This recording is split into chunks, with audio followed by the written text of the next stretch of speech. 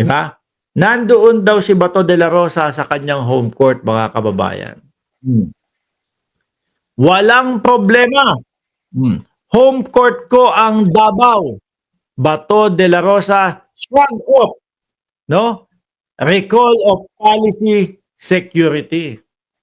Sabi, di ba, na-vlog nga tayo, sabi hindi naman daw nire-recall yung kanyang ano. Anyway, kung sakali man na talagang ni-recall, mga kababayan, paumanhin kasi may nagsalita na hindi naman daw totoo yun. Fake news daw yun, di ba? Nasaan ba yan? Pakita ko nga sa inyo. Pakita ko sa inyo ng mabilisan, para, kumbaga, sino ba ang papaniwalaan natin? Si Bato de la Rosa, na ni-recall daw yung kanyang mga kapulisan? Ito. Ayan, PNP tinawag na fake news. Sinabi ni de la Rosa na ni-recall ang kanyang security details niya. Base po yan sa balita ng balita. Di ba? Balikan natin to. Home court daw ni Bato de la Rosa, mga kababayan. Yung Davao. Kaya okay lang. Walang problema. Home court ko ang Davao. Bato de la Rosa, shrug off recall of police security. Basahin natin to.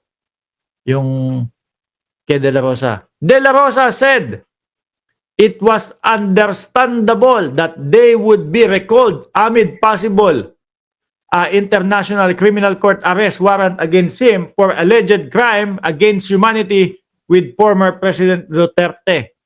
Dapat nga sinamahan ni Bato de la Rosa to si dating Pangulo, kasi lagi niyang sinasabi, hindi ko iiwan ang dating Pangulo hanggang mamatay ako, kasama ako ng dating Pangulo. Pero ngayon, ayun, wala na, pinatayan ng cellphone nung habang inaaresto ang dating Pangulo, no?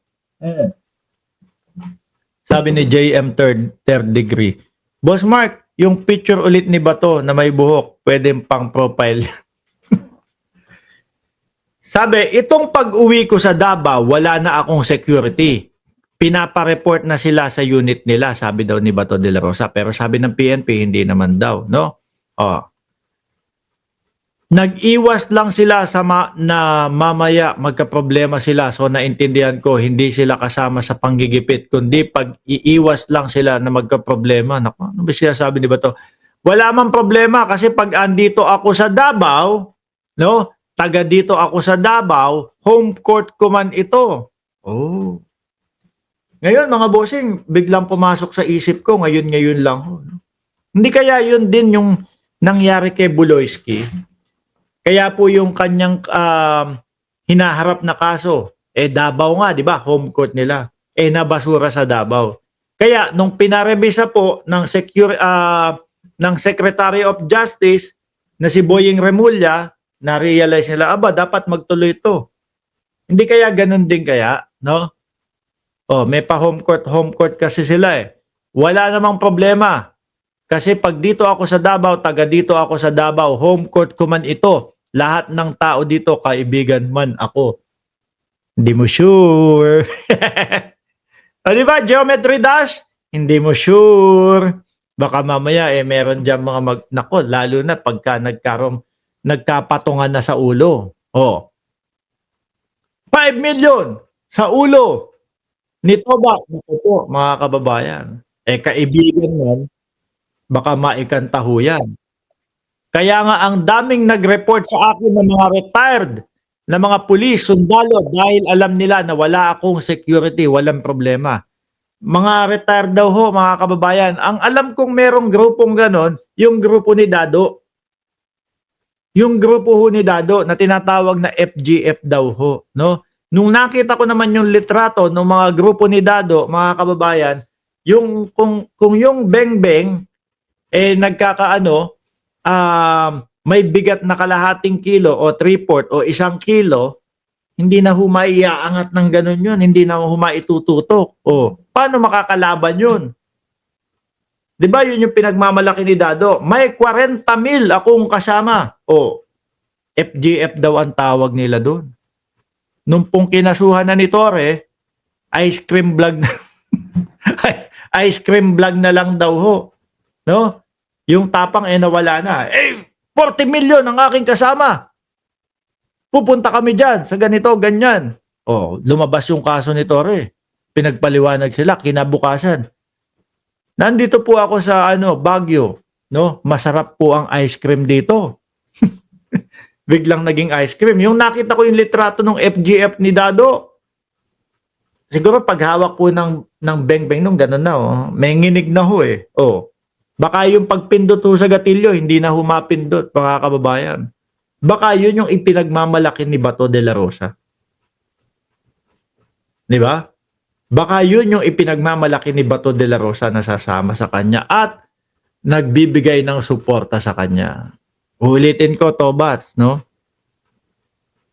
Huwag ka man lalaban, huwag kayong man lalaban. Hindi yan yung pinakasolusyon, no? At kung sakali man, pagtaguan nyo ang batas hanggang doon sa kunin na kayo ng may kapal, sabihin mo na hindi namatay sa panlalaban, namatay sa natural cause.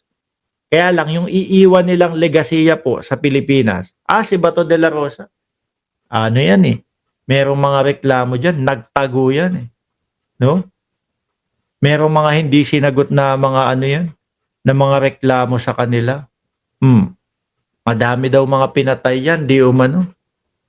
Ganun ang maiiwan sa kanya. Hindi nila binigyan ng hustisya, di umano, nung panahon na sila ay nasa katungkulan.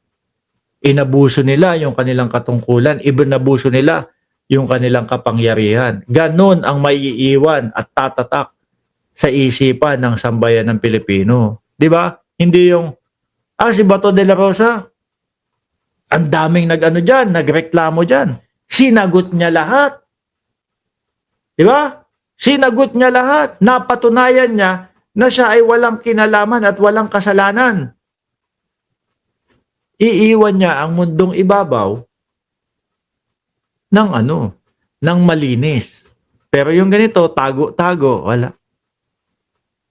Pangit, no? Hindi pwedeng pang Jose Rizal yung isang Bato de la Rosa pagkaganyan.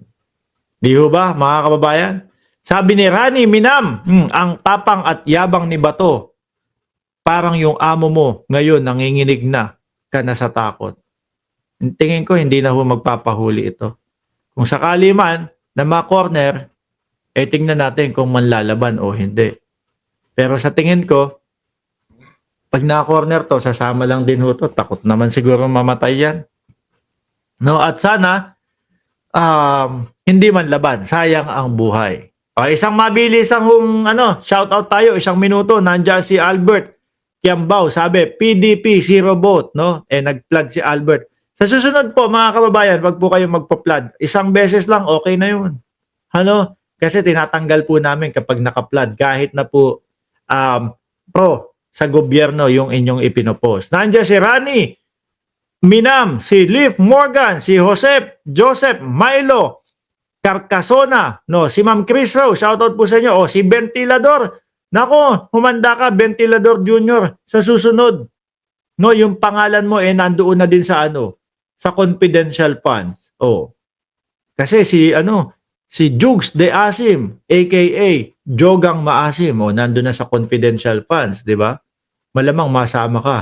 Nandiyan si Brian Joshua Isko Flores, si Joselito, Boss Idol, bati naman dyan sa Bicol Albay. Si Norberto Silvestre, nandiyan din si NCM, si Tinoy C, pa-shoutout Mark, watching from Santa Rosa, Laguna. Ma'am Brenda Barton, Shiro Kansaki, Roylan Soberano, MCA, Vocal Studio, Junjun Bagtik, at si Kat, Chelsea. Paalam po hanggang sa muli. Si Sir Ed Gonzales. Shoutout po sa inyo, sir. Maraming salamat. Huwag niyo pong kalimutan na i-like, i-share, and i-subscribe.